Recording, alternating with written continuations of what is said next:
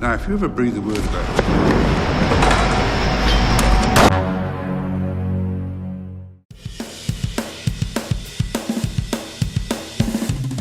halo Sobat Nobar, selamat datang di Nobar. Kembali lagi bersama saya Tobi yang kali ini akan membawakan film berjudul We Still Kill the Old Way yang dirilis pada tahun 2014.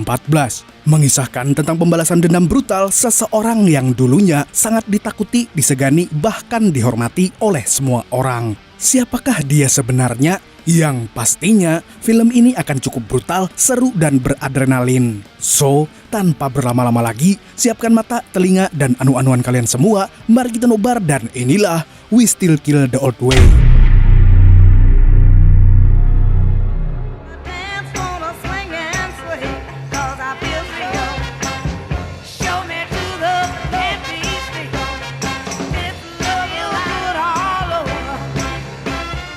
Berlatar di kota London, kita akan diperlihatkan sekelompok gangster yang sedang merampok rumah warga dengan kacau mengambil semua barang dan merusak beberapa perabotan di rumahnya. Beberapa dari mereka juga semena-mena membasahi bagian rumah dengan air kencing.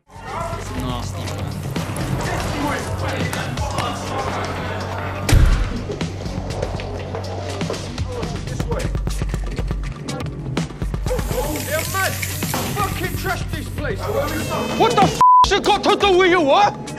Ketua mereka yang bernama Aaron secara tidak sengaja dilihat oleh tetangga pemilik rumah yang mereka rampok. Yo, Aaron, this way. Really, to give you another bastard mouth to feed, you get me? Will ya?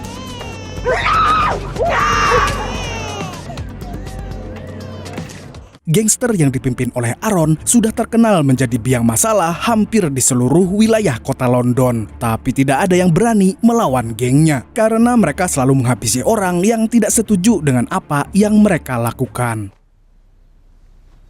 Are you going already? Come over, little There cunt or is no something. us. You're a sket. That's it.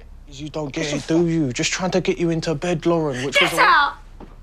let me stick it in our bum and everything. Listen, I gotta catch you later. I said get out. And maybe you should invite her to the party next time. Can you just fucking...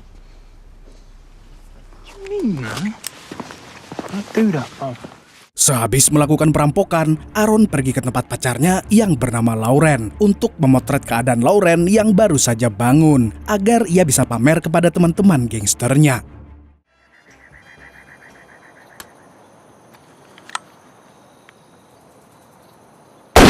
Di waktu yang bersamaan, kita diperlihatkan dengan kehidupan seorang tua-tua keladi yang bernama Richie. Ia tinggal di Spanyol sembari menikmati kehidupannya yang memiliki kekayaan berlimpah dan para wanita yang mengantri ingin tidur dengannya. Stand by my word. And as ever, he's my brother, Carmen. He's not royalty. Expensive.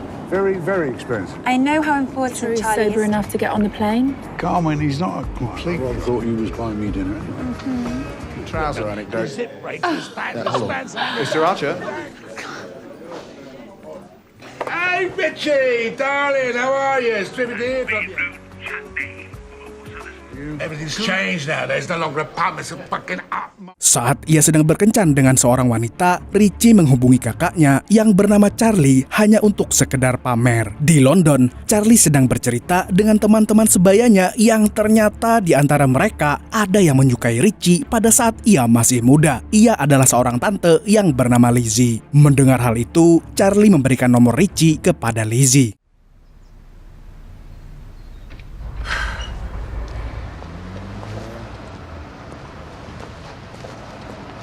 I got a little surprise for you.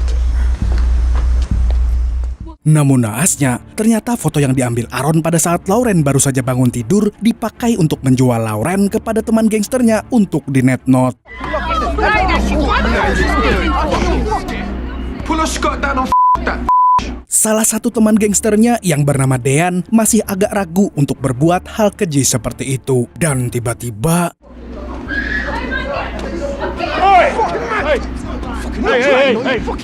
Charlie yang baru saja pulang dari bar melihat tingkah Aaron dan gangsternya. Ia pun segera melerai kejahatan mereka. Lalu Charlie memukul salah satu anak buah geng Aaron dan memberikan ceramah tentang apa arti menjadi gangster yang sebenarnya.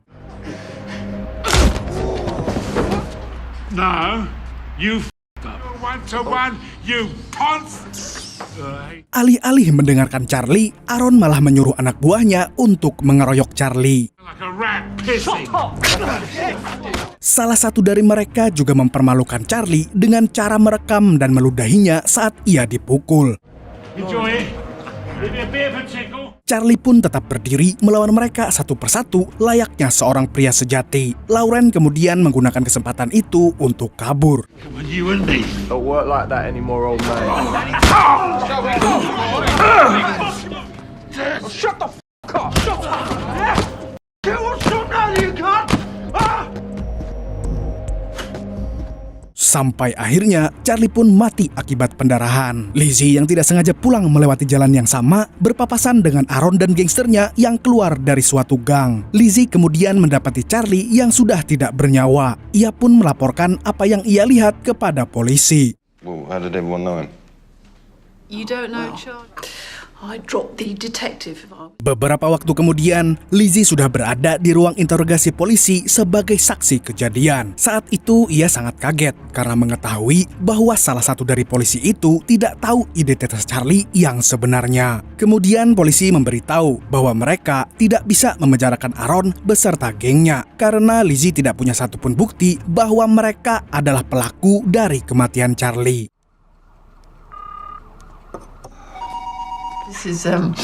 This is Lizzie Davis. Well, you won't remember. Bit on the skinny side, actually.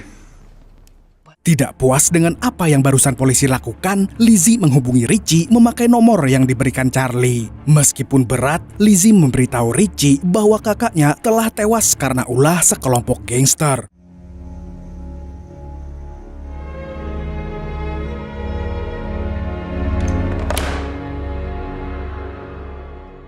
Para polisi memutuskan untuk menanyakan kejadian ini pada Aaron secara langsung. Mereka mendatangi Aaron yang saat itu sedang nongkrong bersama gengnya. Aaron berkata bahwa pada saat waktu kejadian, mereka menonton film di salah satu rumah temannya. Dan setelah mendengar pembelaan Aaron, polisi tidak bisa memaksanya untuk berkata lebih jujur. Mereka pun lebih memilih untuk meninggalkannya dan melanjutkan investigasi secara mandiri. What's happened? Say nothing, she knows better. We didn't see no one else. Aaron yang mengetahui bahwa seorang kakek yang mereka pukul waktu itu telah mati, ingin menghilangkan jejak kejahatan yang sudah ia perbuat dengan cara membukam Lauren. Dan Dean yang mendengar hal itu ingin segera menyelamatkan Lauren. Lauren, It was a mistake. well, he's coming here right now if he's coming. Ia pun pergi ke tempat Lauren untuk memperingatinya tentang rencana Aaron. Dan pun memberitahu Lauren bahwa Aaron akan datang ke rumahnya. Dan jika Lauren membukakannya pintu, Aaron akan membunuhnya karena ia menjadi satu-satunya saksi kunci atas apa yang dilakukan oleh Aaron kepada Charlie. Dan setelah Dean memperingatinya, Aaron datang dengan sekawanan gangsternya. Untungnya Lauren sudah mengunci pintu agar Aaron tidak bisa masuk. Aaron pun mengatakan bahwa jika Lauren melaporkannya ke polisi, Lauren akan berhadapan dengan sekelompok serigala yang lapar. Mama sleeping. Di hari yang sama, Richie datang kembali ke London memakai helikopter pribadi yang menunjukkan bahwa ia ternyata bukanlah orang sembarangan. Dan sesampainya ia di London, Richie disambut oleh salah satu temannya yang bernama Roy. Di sini terungkap bahwa Richie adalah seorang kepala gangster yang menguasai setengah wilayah kota London.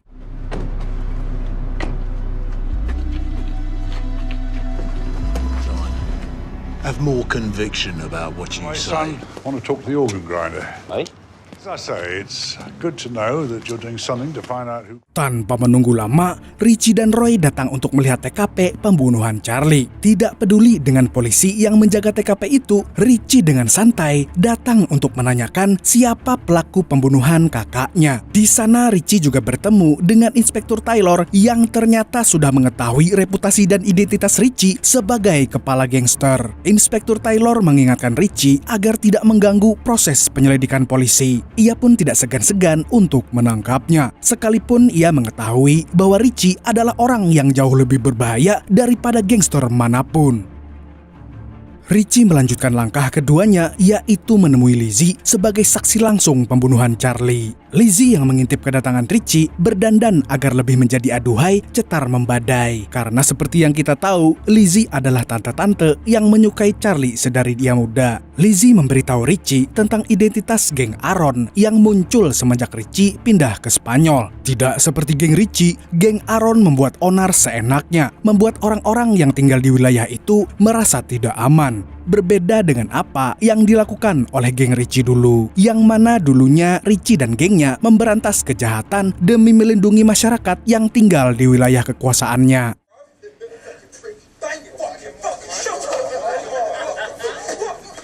I have no idea what she just said. Well, it's not like I'm an ex. You zoom in on the faces and... Untungnya sepupu Lizzie mendapatkan video pemukulan Charlie yang diunggah oleh salah satu geng Aaron di Facebook. Melihat itu, Richie menjadi sangat marah. Ia dan Roy meminta agar semua wajah yang diperlihatkan di video itu dicetak karena ia akan mencarinya satu persatu. Dalam video itu juga terlihat Lauren yang dipaksa untuk diencrit. Lizzie yang mengenalnya memberitahu tempat Lauren bekerja pada Richie untuk diinterogasi. Can I help? I'm sorry, but I think you've got the wrong person. Is everything all right, Lauren? Yeah, thank you. Yes. The man who died protecting you. Okay. I'm so sorry about your brother. Did you know any of them? Di sini Lauren mengatakan bahwa Charlie menyelamatkan nyawanya yang saat itu akan diencrit rame-rame. Ia juga memperingatkan Richie bahwa Aaron dan gengnya mempunyai anggota yang sangat banyak. Tapi Richie hanya tersenyum dan membalas dengan memberitahu kalau ia adalah orang yang lebih mementingkan kualitas daripada kuantitas. Richie pun memberitahu Lauren bahwa ia harus menjauhi Aaron karena pria sepertinya tidak pantas mendapatkan Lauren. Tanpa mereka sadari, anak buah Aaron melihat pembicaraan mereka. Di gereja, saat pembekalan doa untuk kematian Charlie, datanglah beberapa teman lama Richie yang menawarkan bantuan untuk membalaskan dendam kematian Charlie. Mereka berdua bernama Arthur dan Butch, yang terkenal dalam membunuh secara sadis memakai benda-benda siksaan era 90-an. Setelah itu, mereka berempat pergi untuk berduka di rumah Charlie. Tapi tanpa mereka tahu, Richie didatangi oleh Inspektur Taylor yang sekali lagi mengingatkannya untuk jangan ikut campur di investigasi kematian Charlie. Karena Richie terlihat sangat ingin menggali informasi dari Lizzie selaku saksi dari kejadian tersebut. A word in private. Well, go with it. Archer, I do want to find the person responsible. Good. So do I. What do you know about Lost? Tougher if you were thinking of going on some vigilante I'm rampage. not a vigilante. What's wrong with it? Charlie loved it round here when we was little. And when he was older, if you know what I mean. McVeigh. Wish I could dig the Richie, Roy, Arthur, dan Butch datang ke laut yang dulunya sering mereka jadikan pembuangan mayat. Richie memutuskan bahwa abu dari Charlie ditaburkan di laut itu untuk menghargai Charlie yang sudah membantu mereka menguasai London. Mereka berempat pun bernostalgia dengan mengingat siapa saja nama yang sudah mereka makamkan di tempat itu. Di markas Aaron, ia mendapat laporan dari anak buahnya yang melihat Lauren menjadi cepu kepada Richie. Tapi Aaron meremehkan Richie karena terlihat hanya seperti tua bangka yang ingin cari gara-gara.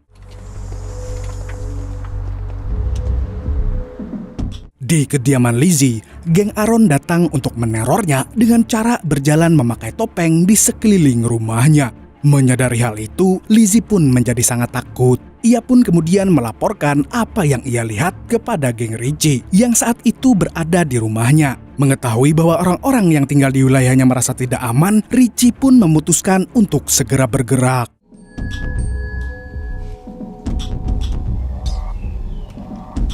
Everything's okay, love. You seem a bit distracted lately. You haven't been out. Oh. Come on, I know you're better than that. Di rumah Lauren, layaknya peribahasa dunia tak seindah daun kelor. Dunia tak selebar daun kelor. Kita dikejutkan dengan fakta bahwa ternyata Lauren adalah anak dari Inspektur Taylor yang menyelidiki kasus kematian Charlie.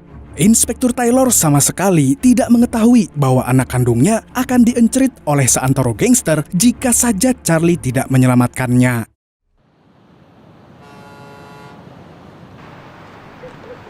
That's why it's worth fighting for. Speaking of fighting. Saat ini Richie menemui temannya yang terkenal sebagai informan polisi untuk mendapatkan informasi tentang bukti-bukti yang sudah dikumpulkan oleh polisi mengenai kasus kematian Charlie. Teman lamanya itu memberikan knuckle yang sering digunakan oleh Charlie, serta memberikan Richie sebuah berkas yang berisikan informasi semua anggota gangster Aaron.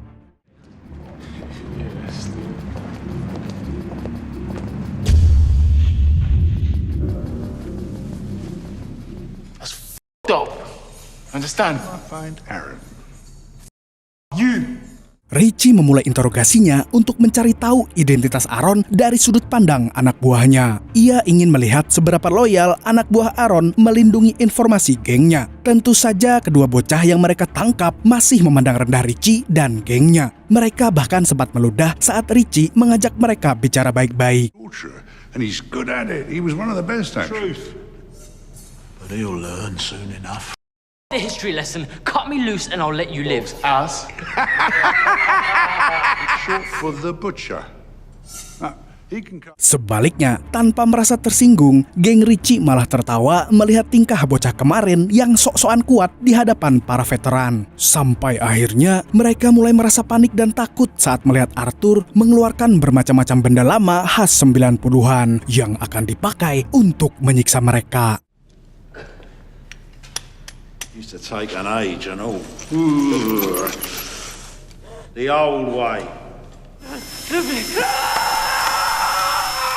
Dalam proses menyiksa dua anak buah Aaron, Arthur mengingatkan mereka tentang identitas Charlie yang mereka bunuh. Ia memberitahu bahwa Charlie tidak sepantasnya dibunuh oleh sekelompok bocah kemarin sore, karena Charlie adalah salah satu veteran perang yang dihargai banyak orang. Because you and your mates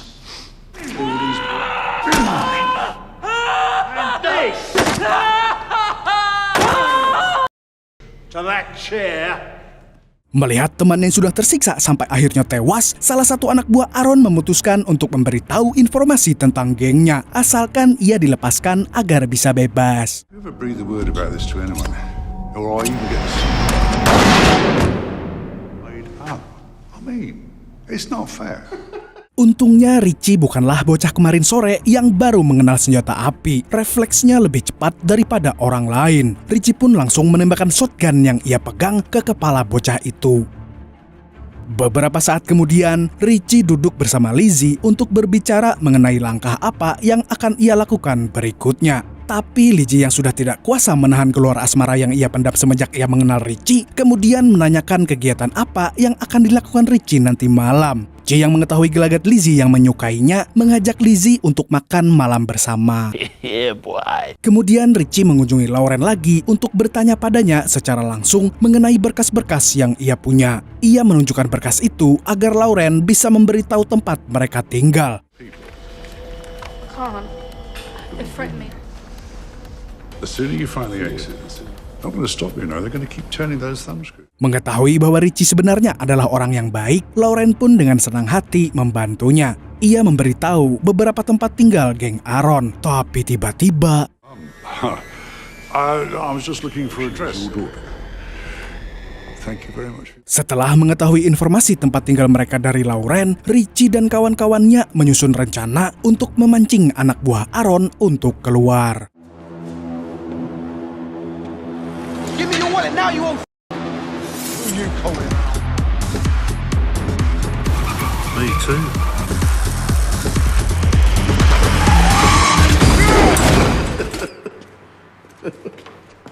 Oops. Setelah melewati kejar-kejaran yang lumayan panjang, dengan mudah mereka menangkap satu anak buah Aaron lagi untuk diinterogasi. Interogasi selanjutnya pun dimulai. Kali ini penyiksaan yang dilakukan oleh geng Richie sedikit berbeda dan lebih berbahaya. Mereka menggantungkan anak buah Aaron secara terbalik agar ia lebih mudah merasa terancam. Tapi sayangnya, layaknya kedua bocah yang sudah mereka habisi, ia pun meremehkan Richie beserta gengnya. Because when I get out of it, when girlfriends, whatever, you're all f***ed. You understand me? Bocah itu tidak memberikan informasi sedikit pun mengenai keberadaan markasnya. Ia hanya memprovokasi Richie dengan cara menceritakan bagaimana mereka membunuh Charlie lalu mempermalukannya. Just like he did. Jesus,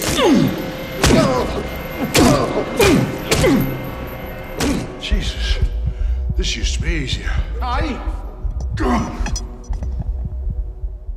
Ternyata Richie pingsan karena kelelahan. Teman-temannya mengkhawatirkan kondisi Richie, tapi ia sendiri malah memikirkan sebuah ide gila yang bisa menghabisi geng Aaron tanpa perlu repot-repot harus datang ke markasnya. Dan ide gila itu adalah, pura-pura nggak tahu aja nanti spoiler.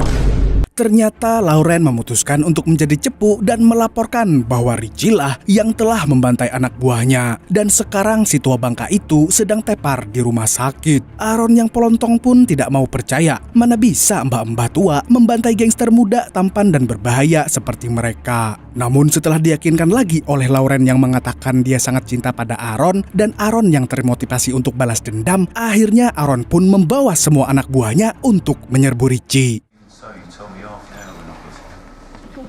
It's my mum. If I don't answer... Fucking put it on.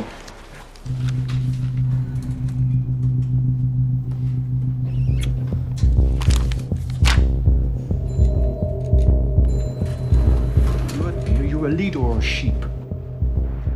Karena tidak ingin tangannya kotor, Aaron menyuruh anak buahnya membunuh Richie yang saat itu tidur tak berdaya di dalam ruangan ICU.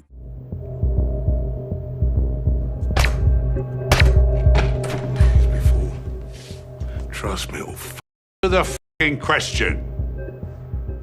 Ternyata semuanya berjalan sesuai rencana Richie. Aaron dan gengnya sudah terjebak dengan polisi yang sudah mengepung tempat itu. Dan dari dalam ruangan ICU, geng Richie juga sudah berkumpul untuk menghabisi Aaron.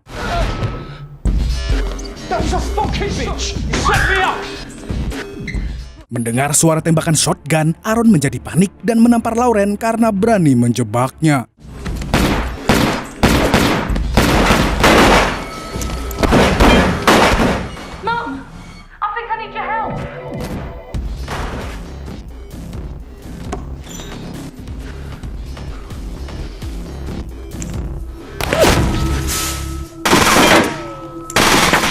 Kita kemudian diperlihatkan dengan aksi menegangkan tukar peluru antara geng Richie dan juga geng Aaron.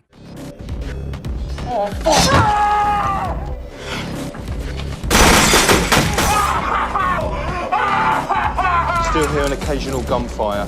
Intelligence service team are en route. Taken into what?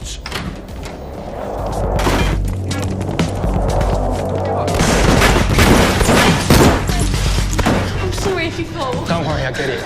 I do really like you. You got 5 fucking seconds! You hear me? You fucking hurry up! I fucking told you, didn't I, old man? Menyadari bahwa ia sudah terjebak oleh Richie, Aaron menangkap Lauren untuk dijadikan sandera. Richie yang melihat tingkah Aaron berkata di depan pengikutnya bahwa semasa ia masih menjadi gangster penguasa wilayah London, ia tidak akan pernah melakukan tindakan pengecut seperti menyandera perempuan. Karena menurutnya itu adalah garis perbedaan antara gangster yang diakui oleh orang-orang dan penjahat bejat yang menyakiti banyak orang. Dean yang mendengar itu tergerak untuk berkhianat kepada Aaron.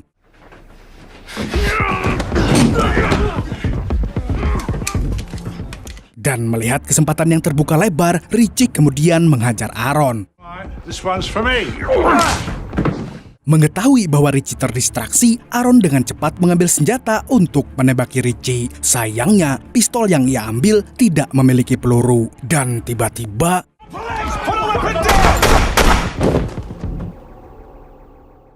Tak lama setelah itu, Inspektur Taylor mendatangi geng Richie yang pura-pura terbaring sakit di ruangan ICU. Anak dari Inspektur Taylor sudah menceritakan semua kebenaran padanya, kalau ternyata saudara Richie adalah orang yang melindungi anaknya dari pemerkosaan. Merasa berhutang budi pada geng Richie, Inspektur Taylor memutuskan membayar hutangnya dengan bersaksi bahwa segala aksi yang geng Richie lakukan adalah aksi dari pembelaan diri dari mereka yang merasa terancam. Kasus pun ditutup dengan kemenangan geng tua-tua keladi milik Richie. Film diakhiri dengan Richie yang mencium pipi Lizzie pada saat mereka sedang mengadakan pesta. Setelah itu kita diperlihatkan dengan helikopter yang datang untuk menjemput Richie kembali ke Spanyol. Tapi karena tidak ingin berpisah lagi dengan teman-teman lamanya, Richie pun memutuskan untuk kembali menetap di London. Tamat.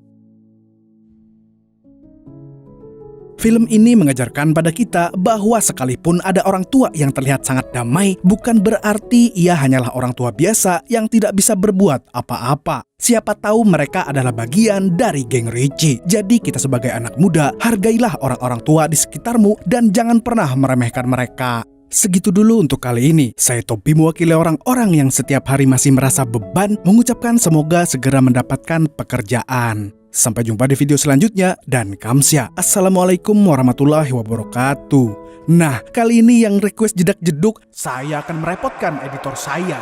Bang editor, jedak-jeduknya dong. I mean, it's alright. Dikira lemah karena sudah tua, ternyata makin tua makin berbahaya.